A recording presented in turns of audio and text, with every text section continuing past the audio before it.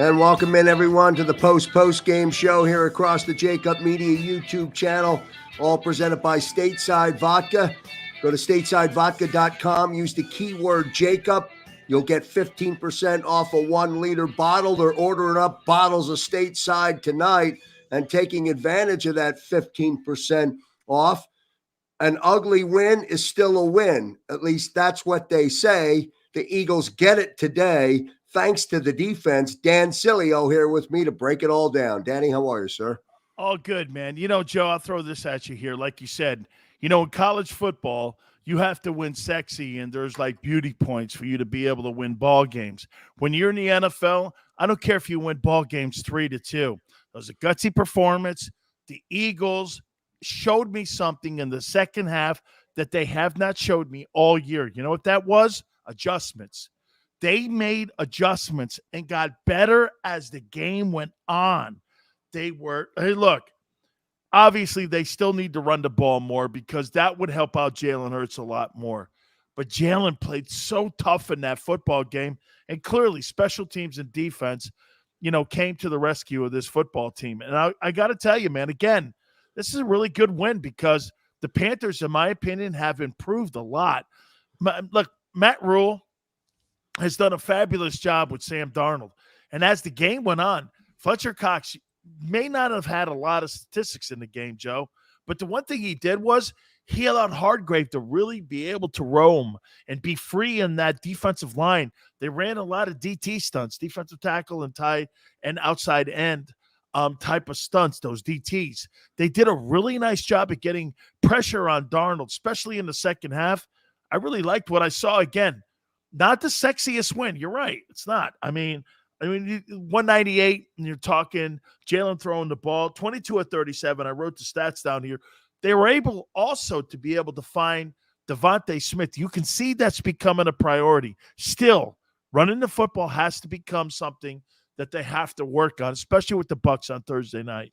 Devontae Smith, 7 catches, 77 yards. Did have that one fumble after the catch, but they did end up surviving that turnover. Darius Slay with a couple of INTs. So Slay finally delivers when needed most. Defense pretty much overall, Dan, would you give them a passing grade of a C or a B today for based on their performance, or how would you grade the Eagle defense against that Carolina offense? B plus. Oh my God. I mean, you held them to 18 points and 267 yards of total offense.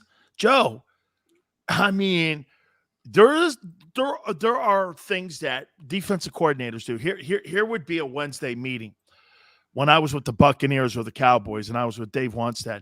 We would put goals on the list, less than 19 points, less than 295 yards in total offense. You want to limit them in first downs. You want to win that battle, and you want to do a job on third down efficiency. Well, let's take a look at that. I mean, Carolina was 5 of 15 on third down. They only had the ball, again, for total yards of 267 times. I mean, rushing attempts, they did run it 30 times. They had to. But they had 3 turnovers in the game. That was because of the pressure that was put on them by the defense. Gannon really did a nice job with that umbrella-type defense. And when I say umbrella-type defense, he was looking at Sam Darnold to make mistakes in that football game. Again, Darius Slay was absolutely fabulous. This is why he got him 2 years ago. And they did a really nice job. How about this? Here, the Eagles' 4 guys beat Carolina's 5 guys. And when you can do that, you win ball games. As for Jalen, here, let's look at the numbers here. 22 of 37, 198. Did a nice job at running the ball. I thought he did a really good job at playing tough, and especially in the second half. He was absolutely as tough as the Eagles could get. 2-3 on the football season now, 9 starts. This is what I would look at him and say, if I were to give him a grade, after 9 starts as a starting quarterback of the Philadelphia Eagles, it's a B. Now, a B. And you can add into that 9 starts, you can put some clarity in that by saying 2 different offensive systems, 4 games coming, 4 starts coming a year ago to finish up the Doug Peterson era here in Philadelphia, and then, of course, the first 5 under Nick Sirianni. But I would say to you, Joe, okay, B's great, right? It's great in the world of like academics. It's great in the world of building bombs. And also it's great in the world of like when you're talking social studies. But in the NFL, B's not good enough, dude. He's still, in my opinion, B's not good enough. If you're going to win the NFC East, Dak Prescott's A. Did you not watch him, what he did to the Giants today? As good as we're looking at a 9-start quarterback. It's great. I think he's improving. I think he's overcoming. I think he's a leader. I think he's all of that. But again, let's put it here. Is he good enough to win the East? I don't know yet, Joe. I think we still need, again, I'm not going to look at this week to week. You see, most of the people in the Philadelphia idiotic media sometimes will go like this. This week is this. He sucks. He's great. He sucks. He's great. I don't do that. I take 4 games. And I look at him and I say, I think he's progressing to being a guy where you're going to have to consider it's tough right now. If you're Howie Roseman and you're the owner of the Eagles, you're going to sit here and go, it's B. Okay, is there anybody in the draft? We just saw this kid Rattler from Oklahoma over the weekend, and he got benched. Okay, I don't think there's anybody in the draft. Are you going to go then free agency? You know what that means, Joe? That's money. And the owner of the Eagles is not going to drop a ton of money out there on a quarterback that's a free agent. I don't care if it's Russell Wilson or if it's Aaron Rodgers.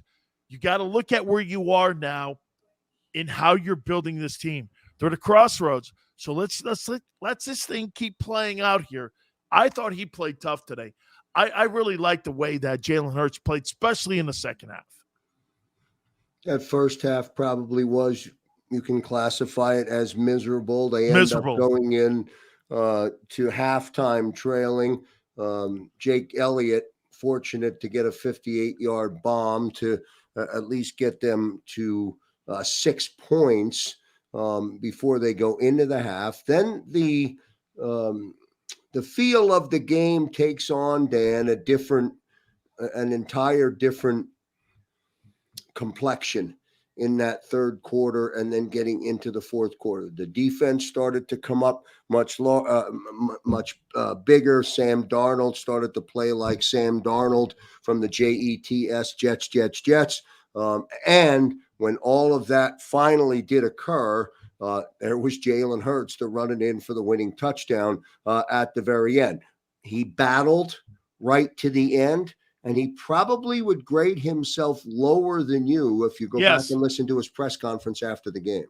Absolutely he would, because he's looking for more out of the offense here. Again, Joe, 21 points. If you're scoring 21 points today in the National Football League, you're getting killed. Teams right now are throwing 30 points up, and they're getting beat. I mean, no question. And plus, 15 first downs, got to be better. Look, special teams and the Eagle defense showed up. After getting killed and after getting maligned the entire week, Fletcher Cox, by the way, may not have been a lot of numbers when it came to the statistics, but Hargrave clearly benefited from the double teams that Fletcher Cox was getting inside. Inside. You saw the double teams on him. You saw him getting one-on-ones. Hargrave, in my opinion, right now, Joe, I'll tell you what, boy, you're talking about a guy's on pace to get over 10 sacks. I mean, you're over 10 sacks at the DT position in a 3 or 2 technique. You got yourself a gold mine of a guy, man. What an absolutely spectacular performance. Secondary played well. Linebackers played a lot better than I thought they would have played against Carolina. But I thought they really did a great job at holding them to only 267 yards in total offense. So, I mean, look, special teams, that block punt changed the entire landscape of the game. Then all of a sudden you started seeing the momentum start to go on Philly's side. And Jalen played tough, man. Really good, especially going into a short work week now. Think of this, Joe. You got a short work week versus a Buccaneer team where Tom Brady just threw 5 touchdown passes, okay? You're going to want that kind of momentum going into that Thursday night game. Alex Singleton, by the way, had 14 tackles at Crazy great. linebacker. Yeah, so it was good to see Alex back. One of those adjustments, Jonathan Gannon moved Alex Singleton back to the mic, linebacker, and he had recorded 14 tackles, and he was ball hawking again today, and that was good to see. You went right where I was going to go. I want to spend our last couple of minutes together trying to understand this short week and the mentality of what it is. Back to work, the team goes immediately. The entire week of normalcy is disrupted. I'm assuming, Dan, do they break and relax on Monday? What's the week look like? As you said, Brady coming into town, they got to get ready, or they're going to get blown out of the link on Thursday night. Here's a normal work week, Joe. Okay, so like on Sunday you would play an NFL game. You would come back on Monday, and you would watch film, maybe meet with your position coach, talk a little bit, work out. If you needed any kind of treatment, you would go into the trainer, and then you would leave, probably around noontime. And then on Tuesday, players' day off. It's across the league. It's still this day across the league. And then you're back Wednesday to get your game plan and get ready for the upcoming week.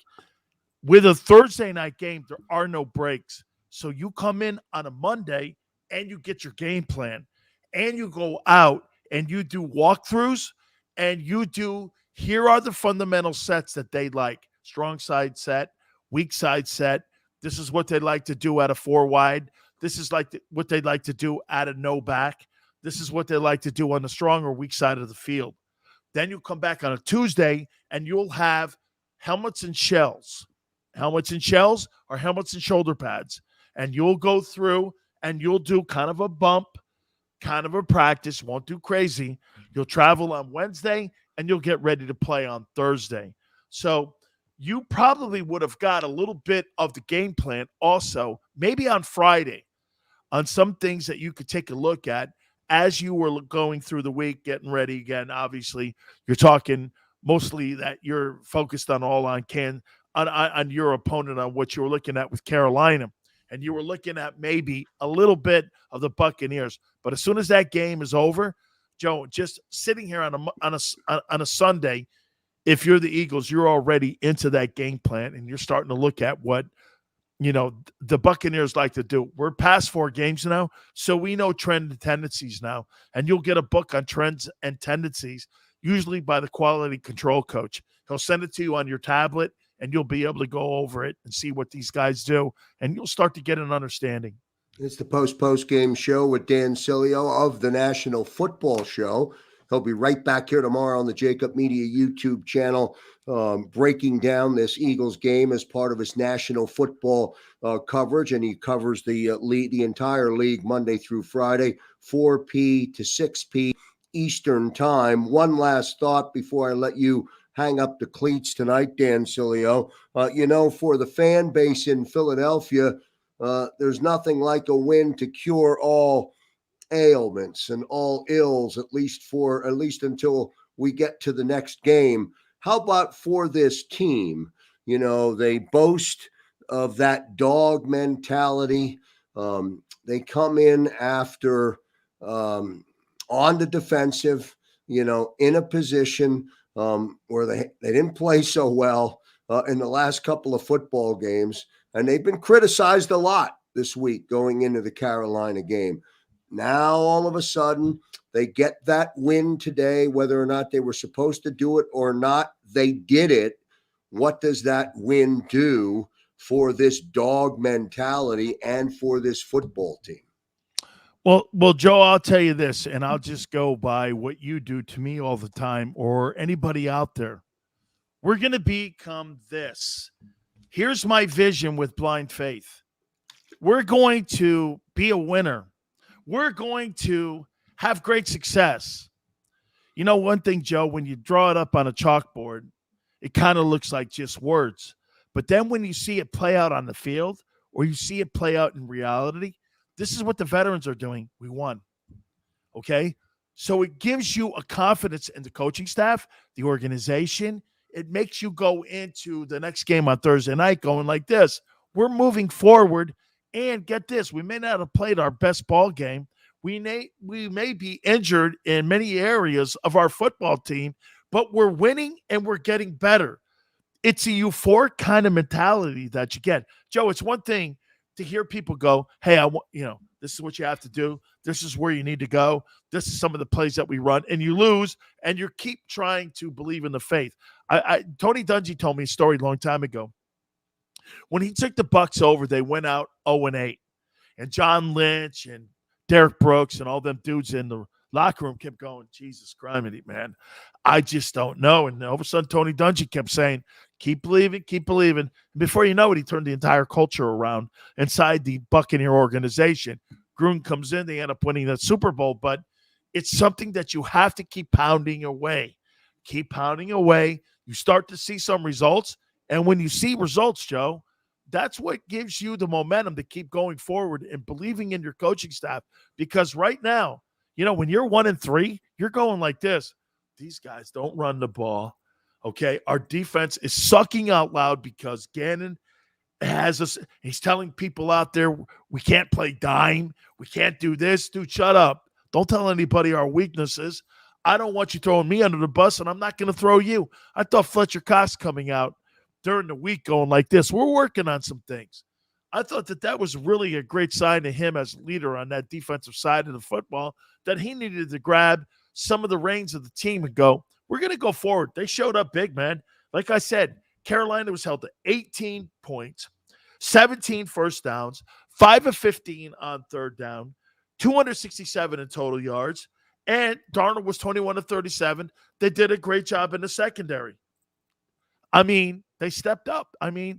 I believe that going into the Buccaneer game, if I'm a Philadelphia Eagle and I feel good about myself, I sure do, man. I like my shot, and let's play 60 minutes on Thursday against the Bucs. Great way to end this segment here on the post-game show across the JAKIB Media YouTube channel. Dan Sileo, of course. By the way, Big Joe, we have Gary Cobb from Fox 29 on Monday at 4:30. He'll be stepping in, breaking down what he saw also. Good stuff. That's good stuff coming up tomorrow right here on the JAKIB Media YouTube channel. It's the National Football Show. We'll take a 30-second break. We'll check out. We'll say goodbye to Dan Sileo. On the other side of the break, Jeff Kerr from CBS Sports as we roll on with the live post-game show. At Stateside Vodka, every new customer gets the world's best rocks glass. Free. What's that? A rocks glass? You're telling me that bottle is cut in half? You could say that. Holy shit. Glass is for cocktails, right? It's for this, and that. Is the length of the glass equal to your... You betcha. But is it made out of... Glass? Yeah, okay, but is the rip... Smooth? Will you stop doing... That? I'm the professional here. And you're telling me I can get one of these glasses for free? That's right. One free rocks glass per customer with each first-time purchase of Stateside Vodka. All from the company that's highly awarded. 0 carbs, 0 sugar, and deliciously tasting vodka. So good, it just disappears.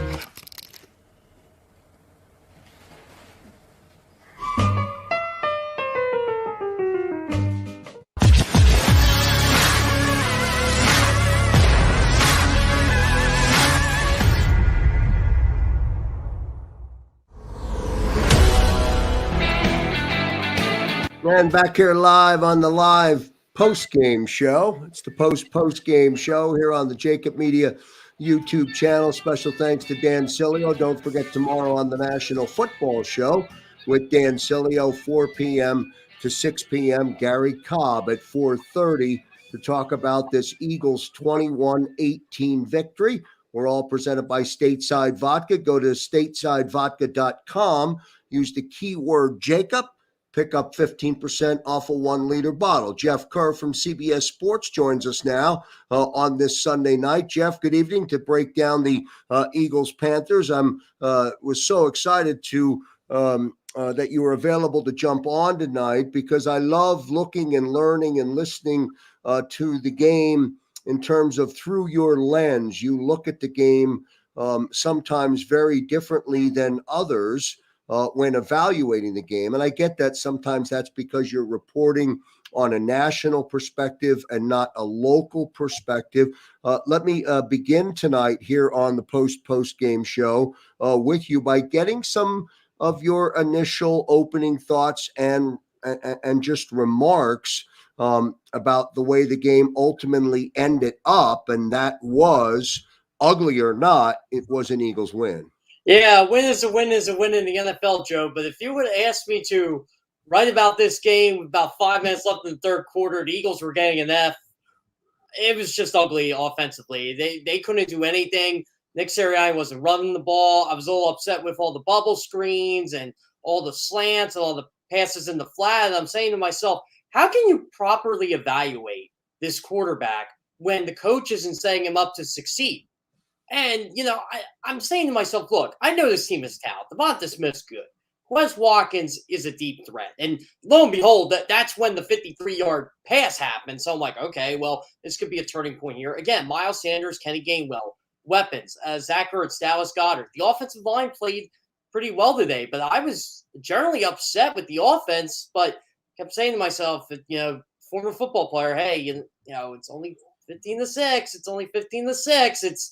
They're not out of this yet. Carolina can't put them away, and defense kept them in there, and that allowed Jalen Hurts to pretty much take over the game at that point. And he's only the second Eagles player ever quarterback ever to have multiple games with 2 rushing touchdowns. Randall Cunningham's the other. Some pretty good company.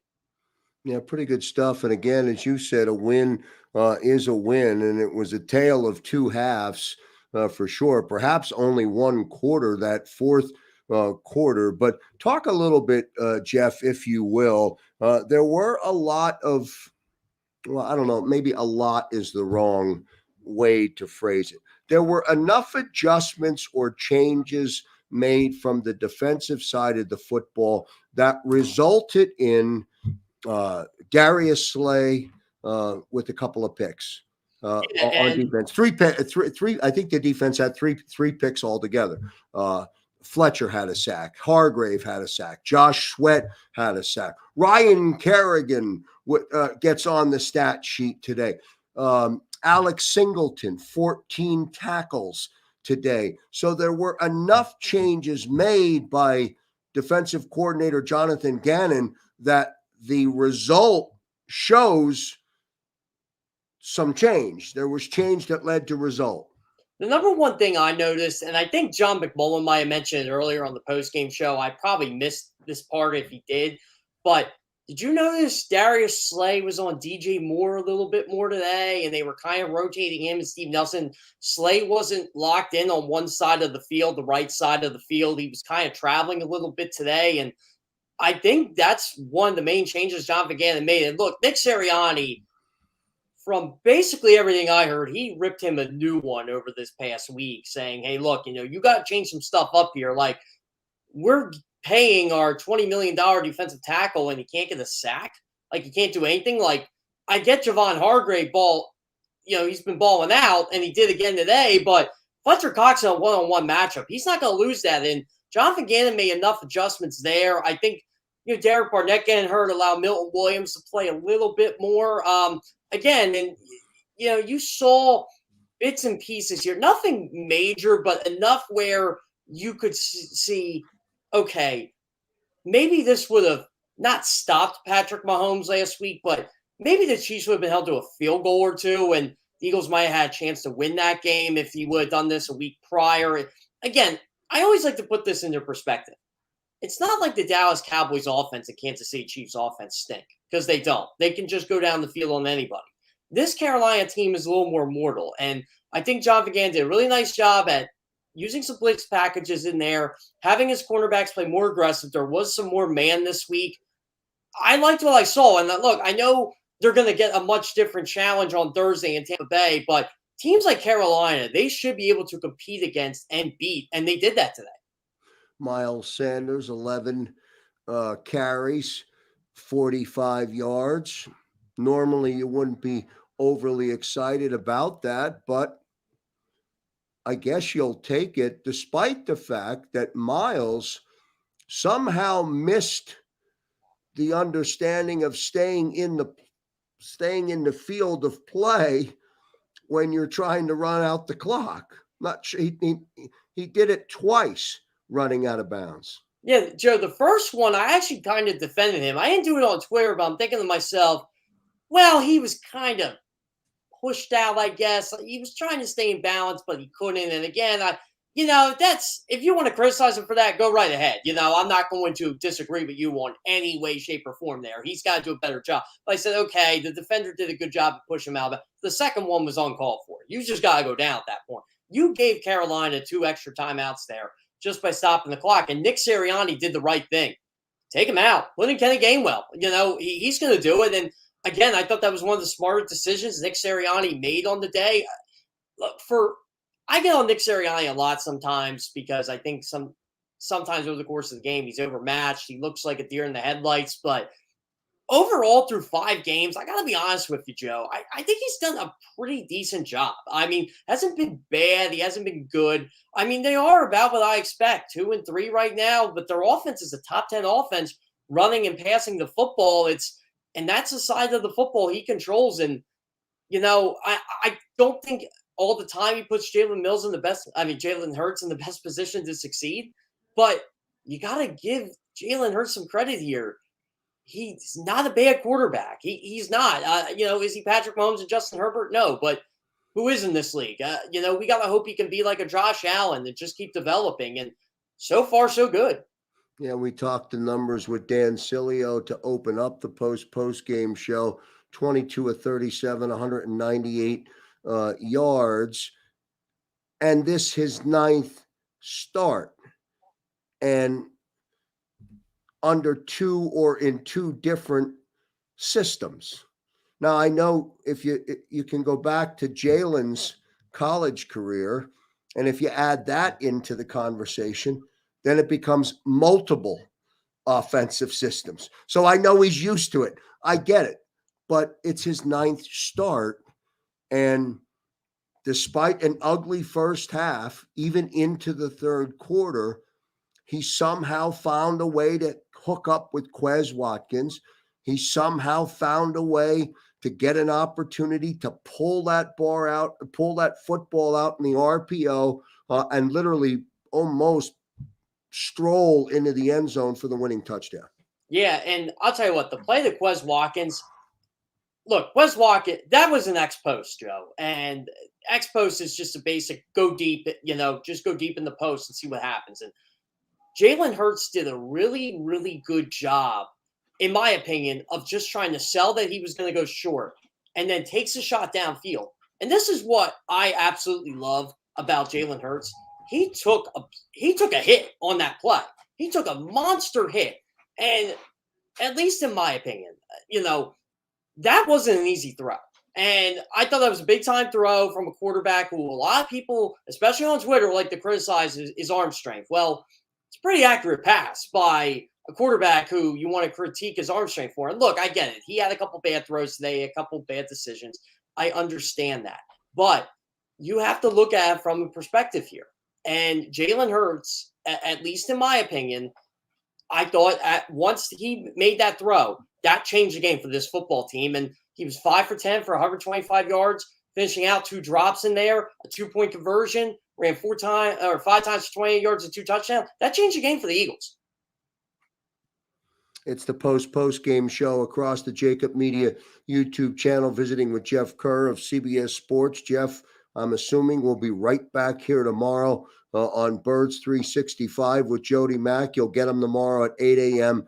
To 10 a.m. You want to talk about getting into the nuts and bolts of this game. They'll do it tomorrow. Johnny Mack, I imagine, will join from Charlotte to kick off the show. That's tomorrow on Birds 365 right here on the JAKIB Media YouTube channel. Jeff, one last thing before I let you end your Sunday night with us here. I asked Dan Sileo the same question in the opening segment. Winning in this town for us at least cures everything until we get to the next game. When I say we, I'm talking about the fan base and referring to how we feel in this city. A win is a win. You know, we're going to feel better. Everybody's going to go to bed feeling a little bit better tonight than they did, you know, when they woke up this morning. That's just the way it is being here in Philadelphia. But what does it really mean? What does this win mean? Right back at the door is Tom Brady and Tampa Bay, and they're coming fast. They're coming within 72 hours. It's going to be a quick turnaround. Yeah, Tom Brady just came off 400-yard, 5-touchdown game against the Dolphins defense that isn't as good as they were last year. I mean, Miami overall just isn't as good of a team as they were last year. And look, Tom Brady pointed this out. I was listening to the Bucs post-game news conference. Tom Brady pointed this out. Look, we lost the Thursday night game against the Chicago Bears on the road last year, so we're not taking this game for granted. And Brady looks a little banged up there with, this throwing hand wrapped up. He says it's not a big deal, but, we'll see. It's a short week. And, Joe, I think we said maybe a month ago, if the Eagles are 2-4 after 6 games, I think we take it, right? So at the very worst, they're going to be 2-4 after 6 games. So now let's say they somehow beat Tampa and go to 3-3. Now you're looking at, we're playing a Raiders team that is fading after a 3-0 start. Maybe they are what we thought they were. And then you got the Lions who are 0-5. Look, I'm not saying, we should write our playoff tickets yet or anything here. But they can go 2-4, 3-3, which they'll be at least 2-4. They have a good chance to go 4-4 going into the bye week, or 4-4 after 8 games. It's very possible right now, and I think that's how you got to look at this. They have a lethal offense. Devonta Smith's a playmaker. Jalen Hurts, again, I like to see him be better on back-to-back weeks, but based on the way Jalen Hurts has been trending this year, looks like he'll play well. Looks like he'll play well Thursday night. So you got to like what you see out of this football team so far, even though 2-3 is nothing to write home about. It's again, you got to like the way they fought back this week, because this had a loss all over. They have 1-4 sitting at the doorstep. The live post-game show here on the JAKIB Media YouTube channel with Jeff Kerr from CBS Sports. Jeff will be right back in the chair, as I said, tomorrow morning on Birds 365. Jeff, appreciate you jumping on here to break down the Eagles-Panthers. Again, an Eagles win. An ugly win is still a win, and is still a W, and still counts as a win, and still, as you said, puts the Eagles now at 2-3. Great stuff from Jeff Kerr tonight. Jeff, thank you much, man. Appreciate it. Yeah, sounds great, Joe. It's going to be a short week this week, going to be a crazy week, but at least we get a break next weekend, huh? We'll see on the Birds 365 tomorrow. Good stuff from Jeff Kerr, all presented by Stateside Vodka. Go to statesidevodka.com. Use that keyword JAKIB and get 15% off of a 1-liter bottle, and they'll deliver it right to your doorstep if you're in Pennsylvania. Do that for the game on Thursday night. I imagine the tailgating down in South Philadelphia will begin around noontime, maybe even earlier than that. By the time we get to kick off on Thursday night, the fan base in Philadelphia will be ready for an Eagles win. Great stuff from Jeff Kerr and also from Dan Sileo on the post-game show. Until we connect on Monday, I'm Joe Krause. See you next time, everybody.